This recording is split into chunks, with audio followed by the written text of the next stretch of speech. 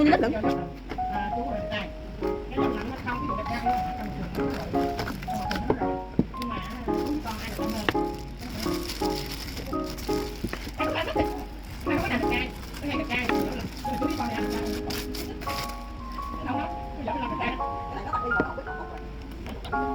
Đi là đi hả? Đâu đi coi đi nào.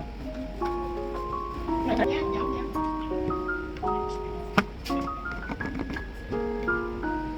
thì nó hay đẹp.